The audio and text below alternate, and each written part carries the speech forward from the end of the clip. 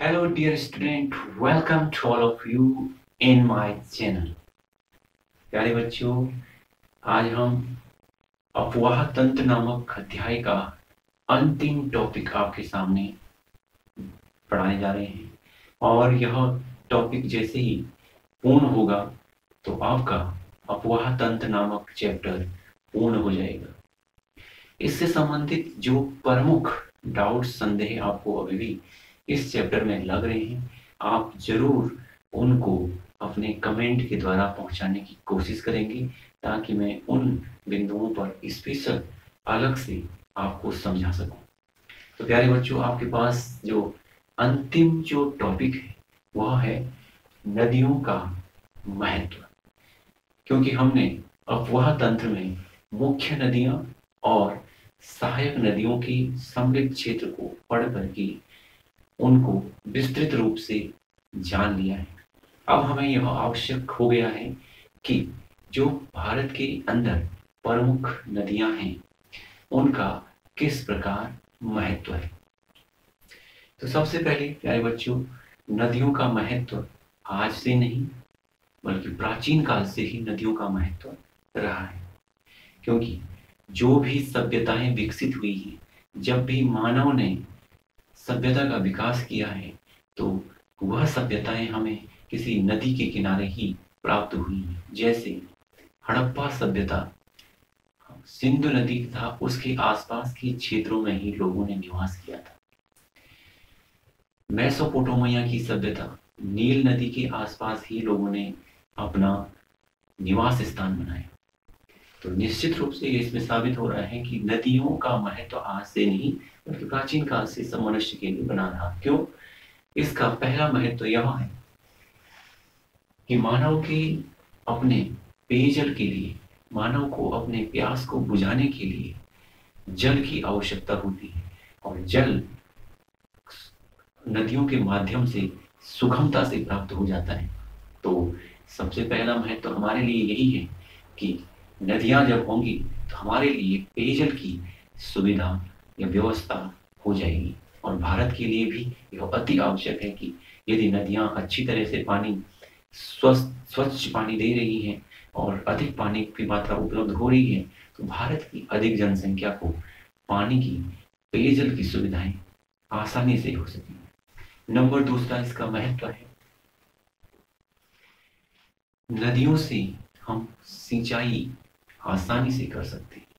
जैसे नदियों पर हम बांध बना करके उस पानी को रोकते हैं और उसके बाद नहरों के माध्यम से या अन्य प्रकार के यंत्रों के माध्यम से उस पानी को खेतों तक पहुंचाया जाता है और खेतों में आसानी से जो फसल होती है उसको सिंचाई की आवश्यकता पूर्ण हो जाती है। और भारत के लिए यह एक बहुत ही महत्वपूर्ण हिस्सा है क्योंकि भारत की अभी भी अधिकतर फसल या कृषि मानसून पर निर्भर है। यदि भारत में पाई जाने वाली, भारत में बहने वाली जितनी नदियां हैं, यदि उनके जाल को हम नहरों के द्वारा खेतों तक पहुंचाया जाए तो भारत मानसूनी कृषि से अलग हट करके एक आत्मनिर्भर कृषि, एक कृत्रिम रूप से जो जल प्राप्त करने वाली कृषि पर आश्रित होकर के अपना अधिक उत्पादन कर सकता है। तो दूसरा इसका यही इंपॉर्टेंस ही है कि सिंचाई की व्यवस्था आसानी से हो जाती है। तीसरा, नदियों का महत्व आर्थिक रूप से भी हमारे लिए बहुत ही उपयोगी है। नदियों में विभिन्न प्रकार की जो मछलियां प्राप्त होती है, यदि कोई व्यक्ति इनका व्यवसाय करता है तो उनको रोजगार की प्राप्ति हो जाती है। तो नदियों में लोग कई प्रकार के, खासतौर से मत्स्य से जुड़े हुए लोग अपना व्यवसाय, अपना कारोबार करते हैं। तो नदियों का आर्थिक महत्व हमारे लिए बढ़ जाता है। चौथा, नदियों में पर्यटन बहुत ही अगला महत्वपूर्ण हमारे लिए कारक है। भारत की बात करें तो भारत में नदियों को देवतुल्य माना गया है, नदियों को देवता के समान माना गया है और नदियों की हम पूजा करते हैं। हिंदू आस्था में नदियों के दो मुख्य जो केंद्र हैं, हरिद्वार और इलाहाबाद, यहाँ पर कुंभ मेला प्रति 12 साल में लगता है। तो इस प्रकार जहाँ नदियाँ हैं वहाँ पर्यटन लगातार, चाहे धार्मिक पर्यटन हो, चाहे हम स्वास्थ्यवर्धक जलवायु के कारण, स्वास्थ्यवर्धक क्षेत्र होने के कारण नदियों के आसपास के क्षेत्र में जाना पसंद करते हैं। तो इससे उस क्षेत्र में स्थित जो अलग अलग लोगों का व्यवसाय है वह भी आगे बढ़ता है और हमारा तीर्थाटन और पर्यटन भी आगे बढ़ता है।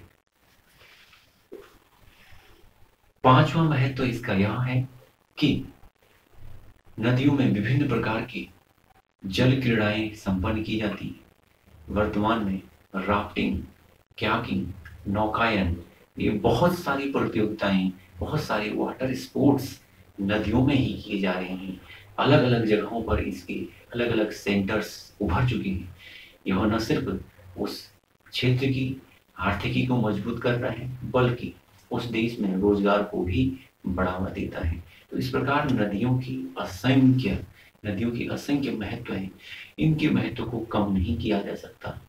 बस हमें यह ध्यान रखने की जरूरत है कि जिस प्रकार नदियां अभी प्रदूषित होती जा रही हैं वह चिंता का विषय है। यदि नदियों को हम साफ और स्वच्छ रखने में कामयाब हुए तो निरंतर नदियां हमारे लिए जिस प्रकार पहले से जीवनदायिनी और अर्थदायिनी रही हैं उसी प्रकार आगे भी नदी हमारे लिए यह काम करती रहेगी। लेकिन हमें यही बात ध्यान में रखनी होगी कि नदियों को स्वच्छ रखना हमारा नैतिक कर्तव्य है।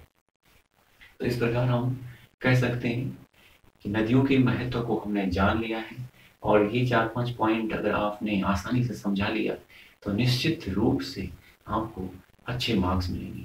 तो इस प्रकार हमने अफवाह तंत्र नामक चैप्टर पूर्ण कर दिया है।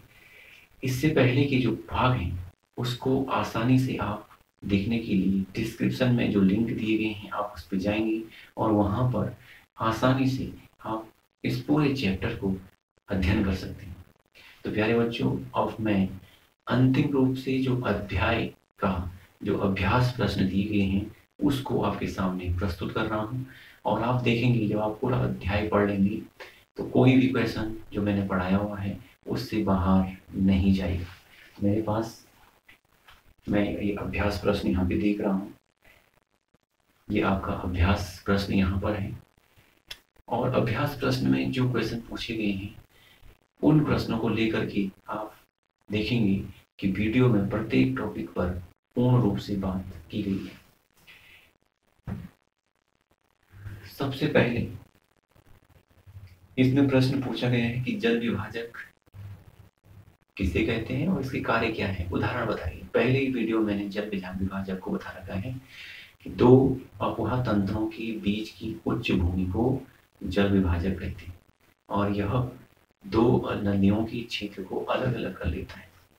तो इस पे आप जरूर जाएंगे। दूसरा क्वेश्चन है भारत में सबसे विशाल नदी द्रोणी कौन सी है, यानी भारत में सबसे विशाल अफवाह तंत्र कौन सा है।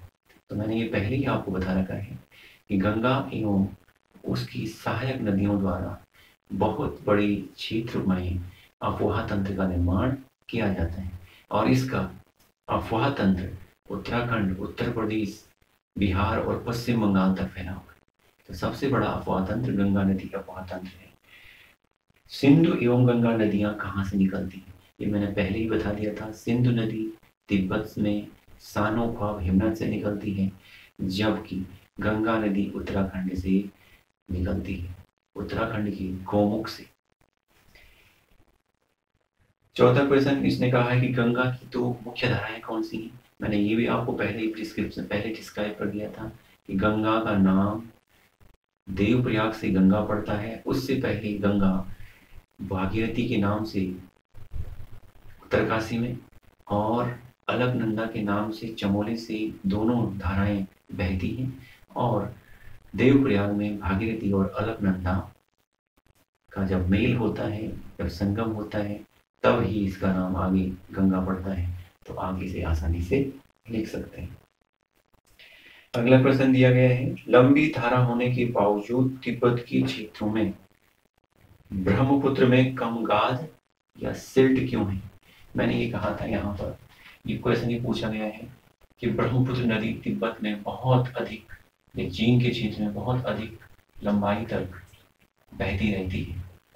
टोटल नदी की लंबाई 2900 किलोमीटर है और 2900 किलोमीटर का आधा से अधिक भाग ब्रह्मपुत्र नदी तिब्बत और चीन में बहती है, लेकिन वहाँ गाद नहीं है। लेकिन जैसे ही असम में आती है वैसे ही गाद क्षेत्र हो जाता है। ऐसा क्यों है? मैंने उस वीडियो में बता रखा है आपको कि इसका मुख्य कारण यह है कि तिब्बत का जो क्षेत्र है वह शुष्क और शीत प्रदेश है, इसलिए यहाँ नदी उतना कटाव नहीं कर पाती। लेकिन जैसे जैसे नदी शुष्क क्षेत्र से बाहर आती है वैसे वैसे इसका कटाव बढ़ जाता है। अगला प्रश्न दिया गया है, कौन सी दो प्रायद्वीपीय नदियां हैं जो गर्त में जाती है, गर्त से बहती है, यानी भ्रंश घाटी में बहती है? कल मैंने कहा था नर्मदा, ताप्ती, ये दोनों नदियां हैं, कॉम्पिटिटिव एग्जाम की दृष्टि से भी आता है। ये दोनों नदियां भ्रंश घाटी से होकर बहती हैं और समुद्र में प्रवेश करने से पहले कौन सी आकृति बनाती है? तो यह आपको विशेष ध्यान देना है कि यहाँ पर डेल्टा का निर्माण नहीं होता है, यहाँ डेल्टा का निर्माण नहीं होता है। यह नदी ज्वारंद मुख का निर्माण करती है। और अगला प्रश्न, नदियों और झीलों का आर्थिक महत्व बताइए। तो मैंने आपको नदियों का महत्व, आर्थिक महत्व बता दिया है। झीलों में भी मत्स्य व्यवसाय किया जा सकता है, झीलों में भी बोटिंग की जा सकती है, झीलों में भी राफ्टिंग की जा, झीलों में भी कयाकिंग की जा सकती है, नौकायन किया जा सकता है। तो बहुत सारी आर्थिक गतिविधियां यहाँ पर संपन्न हो सकती हैं। तो इस प्रकार ये पूरा चैप्टर है। दीर्घ उत्तरीय में भी हिमालय और प्रायद्वीपीय क्षेत्र की जो नदियां हैं उसमें प्रमुख अंतर क्या है, ये मैंने पहले ही अध्याय में, पहले ही खंड में पूरा बता रखा है। आप लिंक पे जाकर के देख सकते हैं। तो इस प्रकार मुझे नहीं लग रहा है कि आपका जो ये अभ्यास प्रश्न जो दिए गए हैं कोई भी मेरे पढ़ाए हुए टॉपिक से बाहर हैं। आप जरूर डिस्क्रिप्शन में लिंक पर जाकर के पूरे अध्याय को देखिए और अध्ययन कीजिए। साथ ही साथ जहाँ पर समझ में नहीं आता जरूर आप कमेंट में बताइए, ताकि मुझे उस पर वीडियो बनाने के लिए आसानी हो सके। साथ ही साथ मोटिवेट करने के लिए मुझे आप जरूर सब्सक्राइब जरूर करें इस चैनल को, ताकि मैं आपके लिए और आपके भाई बहनों के लिए कॉम्पिटिटिव एग्जाम के लिए बहुत अच्छे अच्छे वीडियो बना पाऊँ।